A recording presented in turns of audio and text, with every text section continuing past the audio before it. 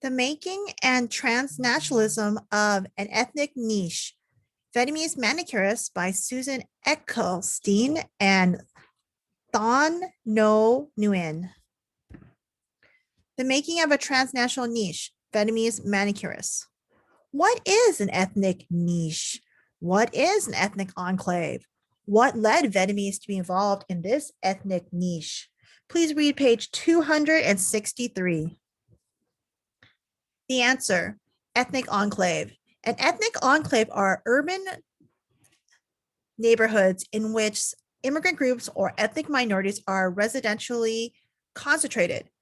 That is an ethnic enclave. Now, ethnoburb is the same thing, but it's an ethnic group in a suburban area. Now, what are examples of this? Now, some people can say for ethnic enclave, you can say a Chinatown, a Tokyo town, a Filipino town. And for ethnoburb, you can say San Gabriel Valley, which is places like El Monte or Alhambra, San Gabriel. Those are suburban areas that are primarily inhabited by Latino and Asians.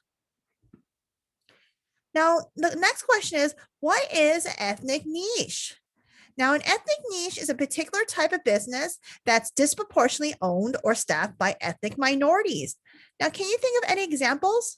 For example, can you think of Hmong flower markets in Seattle, or Lao strawberry pickers as well as sellers, or maybe Vietnamese manicurists or Chinese restaurants? Those are all ethnic niches.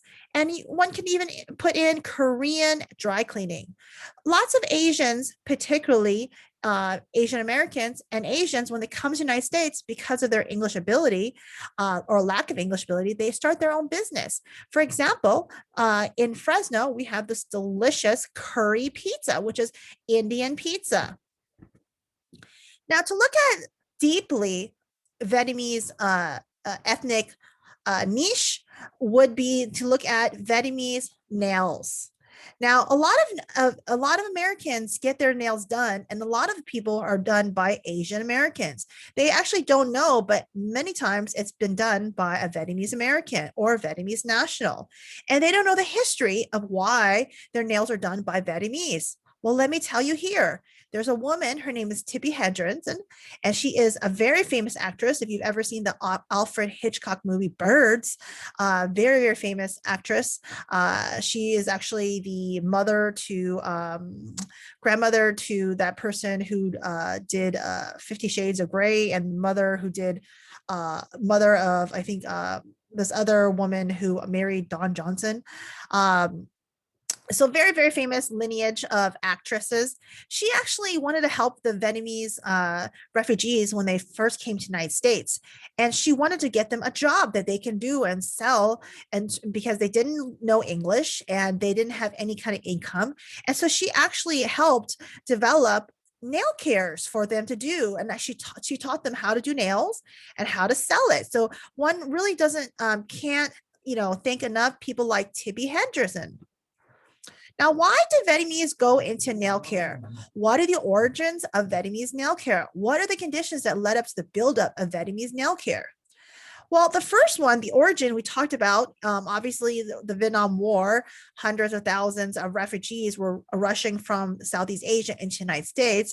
They didn't speak English. They had a lot of war trauma, and they couldn't do a lot of jobs that required English. And so Tippi Hedren wanted to help them and helped develop nail care. Now, nail care used to be in salons for $100, over $150 each to get nails, right? So now if you've gone, and I usually ask my class this, who's gotten their nails done? And sometimes they'll all say $9 or $10, sometimes even $15, and they'll say they do it for prom. So all these exciting stories is really wonderful to hear.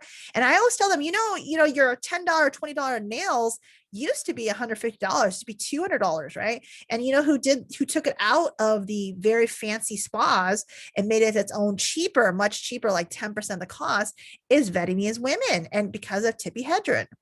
Now, what are the conditions that led up to the buildup of Vietnamese nail care?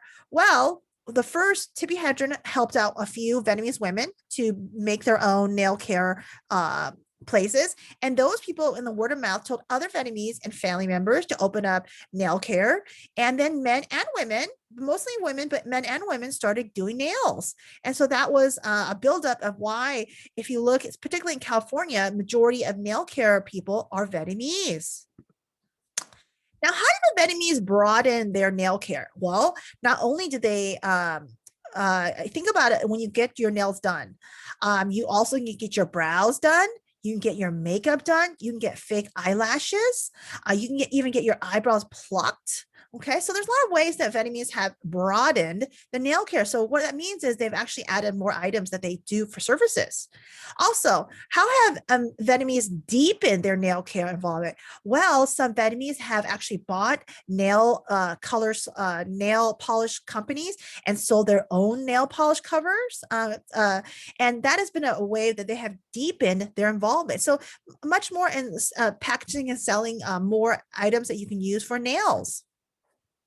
How did the nail care salon provide a service to all women? For one, I always ask students who can afford $200 nails, and pretty much no one raises their hand. Okay. But who can afford $10 nails or $12 nails? Pretty much everyone raises their hand. So again, they are really providing this luxurious service. A lot of people say that they really enjoy their nails being done and makes them feel happy inside. And there's a lot of great psychological benefit of, just getting pampered, right? Getting your hands massaged. And the long-term effects is it's a positive labor niche that Vietnamese people can use to employ themselves. So they're not on public things. Now, the last slide is I want you to think about how African Americans, Latinos, and Asians have made life so much more affordable and easier for the typical American. They've done things such as, for instance, a lot of people don't understand that Latinos have done a lot of service in terms of, agriculture, lawn care, taking care of children, that these were very luxurious items only reserved for the wealthiest of people. But actually now a lot of people have babysitters and a lot of people get, a lot of agriculture done. And that's because of Latinos. So please don't neglect to give them credit where credit's due.